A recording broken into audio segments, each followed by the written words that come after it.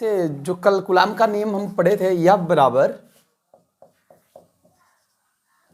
1/4πε0 Q1 Q2 अपान R²। ये हमारे coulomb का नियम था जो हम लोग कल डिस्कस इस पे किए थे।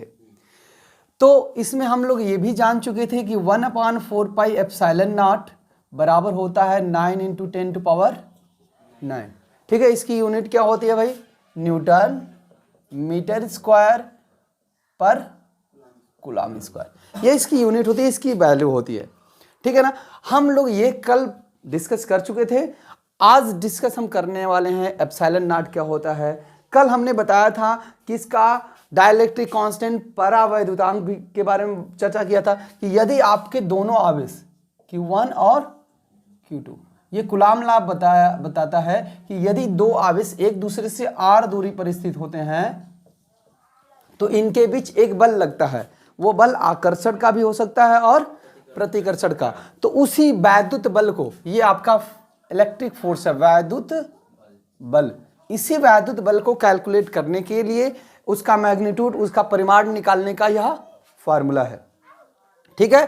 तो यहां Q1 बराबर Q1 और Q2 एक दूसरे से r दूरी पर है, तो यह बल ऐसे लगेगा, अर्थात इनके बीच जो भी खाली जगह आपको दिख रही है, इस खाली जगह में या तो वायु होगा या तो निर्वात होगा, तब यहां पे लगाएंगे। अगर खाली जगह में मान लीजिए कि मैं मोम भर दूं, मोम, ठीक है, इसमें यहां पे चलिए एक आवेश ये Q1 है यहां पे, और फिर यहां बीच में कुछ रखा गया है, दूसरा आवेश Q2 यहां पे है, और ये दूरी r है, तो कुछ भरा गया है, कोई पदार्थ हो सकता है, चाहे मोम समझ लीजिए, चाहे कोई लकड़ी भरा हो, या कुछ भी भरा हुआ है, इनके बीच में कोई ना कोई है, तो कितना बल लगेगा? तो उसके लिए भी कल का चर्चा हम लोग किए थे कि F बराबर 1/4πε0 इंटू K हो जाएगा Q1 बटा Q2 और Q1 इंटू Q2 अपान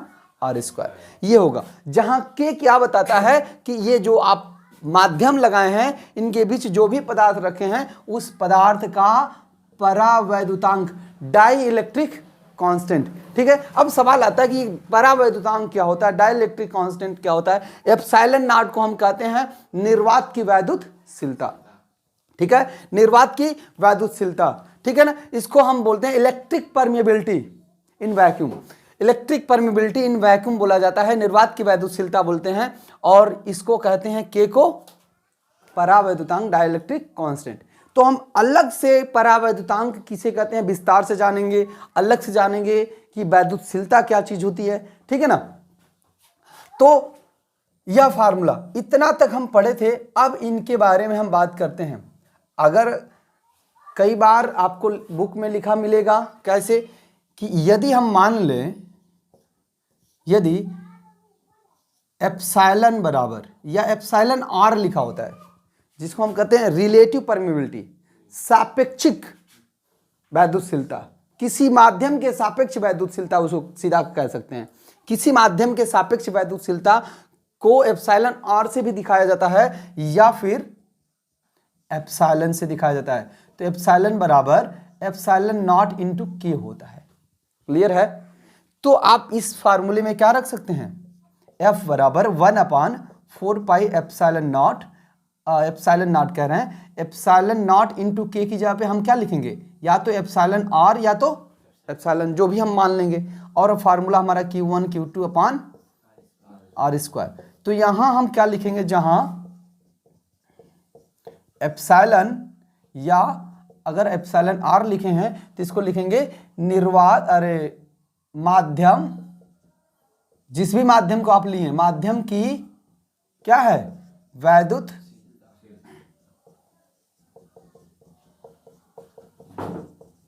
वैद्युतशीलता, जिसको हम सापेक्षिक भी कहते हैं, सापेक्षिक वैद्युतशीलता।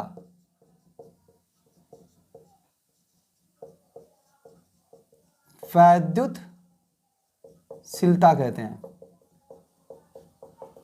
सापेक्षिक वैद्युतशीलता कहने का मतलब इसको रिलेटिव परमिएबिलिटी कहा जाता है। एप्सिलॉन या εr को क्या बोला जाता है? रिलेटिव परमिएबिलिटी बोला जाता है। क्लियर है? यहां से एक चीज और हम जान जाते हैं, देखो भाई ये जो निकल कर आया है, यहां से एक चीज हम जान जाते हैं, K बराबर क्या हो जाएगा, एप्सिलॉन बाय एप्सिलॉन नॉट। अर्थात यहां से हम इसकी परिभाषा का भी हम जिक्र कर सकते हैं। ऊपर क्या है भाई, माध्यम की वैद्युतशीलता। ऊपर क्या है, ऊपर माध्यम की वैद्युतशीलता है, माध्यम की वैद्युतशीलता, और नीचे क्या है, निर्वात की वैद्युतशीलता। ठीक है, माध्यम की वैद्युतशीलता है और नीचे निर्वात की वैद्युतशीलता। तो आप क्या कह सकते हैं, यहां से इस परावैद्युतांक का आप डेफिनेशन दे सकते हैं, परिभाषा, माध्यम की वैद्युतशीलता तथा निर्वात की वैद्युतशीलता के अनुपात को माध्यम का परावैद्युतांक। ठीक है, परावैद्युतांक किसी न किसी माध्यम का होता है। निर्वात के लिए इसका मान कल भी मैंने बताया था, निर्वात के लिए इसका मान कितना होता है भाई, हाँ, निर्वात या वायु के लिए, वायु के लिए K बराबर 1 होता है। ठीक है ना। तो अब हम बात करते हैं सीधे इस एप्सिलॉन नॉट के बारे में। ठीक है ना, इस एप्सिलॉन नॉट के बारे में ये बातें अगर नोट करना है तो फटाफट नोट कर लीजिए।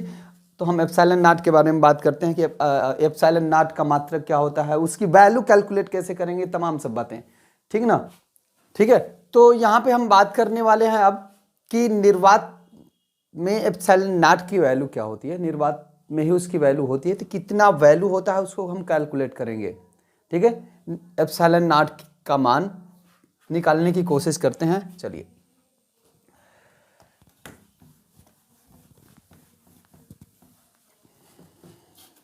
ठीक है, तो यहाँ पे चूंकि हम जानते हैं 1/4 पाई एप्सिलॉन नॉट बराबर, ठीक है ना, ये जो भी चीजें हैं निर्वात या वायु भी कह सकते हैं, निर्वात की वैद्युतशीलता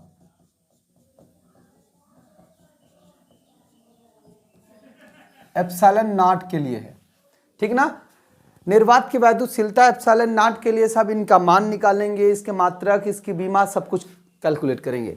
तो एप्सिलॉन नॉट इसका मान कितना होता है, 9 × 10⁹ न्यूटन मीटर स्क्वायर पर कूलम स्क्वायर, अभी मैंने बताया।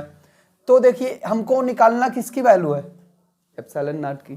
तो चलिए अब क्या होगा कि क्या करते हैं कि एप्सिलॉन नॉट को उधर भेज सकते हैं या फिर 4 पाई को भेज लेते हैं। 1 क्या बचेगा भाई, epsilon not equal to 4 pi into 9 into 10⁹ ठीक है ना। तो एप्सिलॉन नॉट बराबर क्या हो जाएगा बताइए, 1/4 पाई इंटू 9 इंटू 10⁻, हो जाएगा।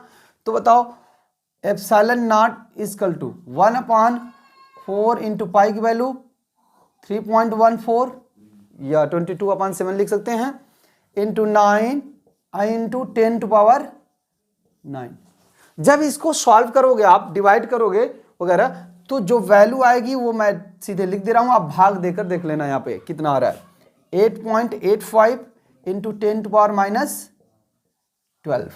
ठीक है ना। अब देखिए अगर इसकी यूनिट भी मुझे लिखनी है तो ध्यान दीजिए क्या हो गया, यहां पे भी वही वाला यूनिट था ना, न्यूटन मीटर स्क्वायर पर कूलम स्क्वायर।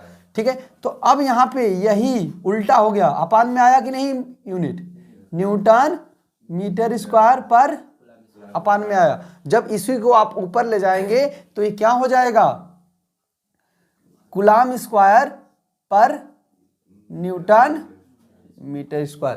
तो इसका मात्रक क्या होता है, coulomb square newton metre square. यह हो गया आपके एप्सिलॉन नॉट का मान, एप्सिलॉन नॉट का मान। ठीक है ना, ये निकाल सकते हैं ऐसे, उसको भाग देंगे तो उतना ही आएगा, उस एकदम फिक्स ही होता है उसका मान, और नियत मान है। इस मान को याद रख लीजिए जिसका हम इस्तेमाल करेंगे क्वेश्चन वगैरह न्यूमेरिकल करने में। ठीक है ना, इसको पोस्ट कर दो। अब हम पढ़ेंगे एप्सिलॉन नॉट का मात्रक एवं विमा। एप्सिलॉन नॉट के मात्रक और विमा के बारे में हम पढ़ेंगे। चलिए, तो हम सबसे पहले फिर से बल का फार्मूला लिखते हैं। चूंकि F बराबर क्या होता है 1/4 pi epsilon not Q1 Q2 upon R square. ठीक है ना। मुझे इसकी वैल्यू, इसका एप्सिलॉन नॉट का मात्रक निकालना है। जो कांस्टेंट टर्म होता है उसका कोई मात्रक नहीं होता है। ठीक है, जो कांस्टेंट टर्म होता है उसका कोई मात्रक नहीं होता है। तो F इंटू आर स्क्वायर हो जाएगा, आर को इधर भेजेंगे, अपान में क्या हो जाएगा Q1 Q2 equal to 1/4 pi epsilon not हो जाएगा। ठीक है ना। इसको हम उल्टा कर देते हैं तो क्या हो जाएगा, या हम लिख देंगे 4 पाई एप्सिलॉन नॉट। ठीक ना, इसको उलट दीजिए, तो उलट देंगे तो ये टर्म में क्या हो जाएगा, उलट जाएगा, यानी Q1 Q2 ऊपर चला जाएगा और F R स्क्वायर अपान में हो जाएगा। चूंकि कांस्टेंट का कोई मात्रक विमा तो नहीं होता है, 4 पाई को हम छोड़ देंगे। तो अब लिखेंगे एप्सिलॉन नॉट का मात्रक बराबर Q1 Q2 का मात्रक क्या होगा, Q1 का भी मात्रक कूलाम, Q2 का भी मात्रक कूलाम, तो इसका क्या लिख देंगे बटा में बल का मात्रक न्यूटन गुणे दूरी का मात्रक मीटर, इसका हो जाएगा स्क्वायर। तो एप्सिलॉन नॉट का जो मात्रक हमारा आने वाला है उसको हम जनरली शॉर्ट फॉर्म में ऐसे लिखते हैं, कूलाम स्क्वायर प्रति न्यूटन मीटर स्क्वायर। ये हो गया इसका मात्रक एप्सिलॉन नॉट का, कूलाम स्क्वायर प्रति न्यूटन मीटर स्क्वायर। इसकी बीमा क्या हो गई भाई, चलिए लिख लेते हैं इसकी बीमा। एप्सिलॉन नॉट की बीमा, एप्सिलॉन नॉट की बीमा क्या होगी, देखिए कूलाम की बीमा, कूलाम की बीमा क्या होती है, सबसे पहले कूलाम यानी Q1 और Q2 ये चार्ज है। आवेश की बीमा क्या होती है, तो आवेश कोई मूल राशि नहीं है, यह डिपेंड करता है, चूंकि देखो भाई धारा I बराबर क्या होता है Q/T होता है, तो I मूल राशि है, इसका बीमा होता है A। ठीक है ना। और Q का बीमा हमको निकालना है, समय की बीमा क्या होती है T, इसको इधर गुणा कर देंगे आप तो क्या हो जाएगा Q बराबर AT। तो ये आपके आवेश की बीमा होती है, तो हम क्या लिखेंगे AT का होल स्क्वायर पूरा का बटा में न्यूटन बल का मात्रक है। बल का बीमा पहले से आपको कक्षा 11 में ही याद है, कितना बल का बीमा होता है mL/-2। ये बल की बीमा होती है mL/-2 जो न्यूटन है, और फिर इंटू में मीटर स्क्वायर। मीटर का बीमा क्या होता है, यानी लंबाई की बीमा L होती है, स्क्वायर है तो L स्क्वायर। ठीक है, इनको एक साथ ऊपर लेकर जाएंगे तो लिख सकते हैं हम, क्या लिख सकते हैं, यम ऊपर जाएगा तो यम की घाते क्या हो जाएगी -1। अब ध्यान दीजिएगा, 2 ठो L यहाँ और 1 ठो L यहाँ, कितने L हो जाएंगे अपान में 3 L, यानी L के पावर 3 हो जाएगा, और L के पावर 3 ऊपर जाएगा तो क्या हो जाएगा L पे -3। अब यहाँ पे T के पावर -2 है और ऊपर T के पावर 2 है, तो क्या हो जाएगा माइनस, नीचे से ऊपर जाएगा तो प्लस, और ऊपर वाला प्लस क्या होगा T के पावर 4 हो जाएगा। ठीक है ना। और A स्क्वायर है तो A स्क्वायर। ये है आपके एप्सिलॉन नॉट की बीमा। ठीक है ना। निकालना अगर सीख गए तो कर लेंगे, ये एग्जाम में कई बार पूछा जाता है भाई एप्सिलॉन नॉट की बीमा लिखिए, तो हम निकालना जानेंगे तो निकाल लेंगे, अगर भूल गए याद नहीं हो पाए तो। ठीक है, तो निकालने के लिए ही उचित होता है।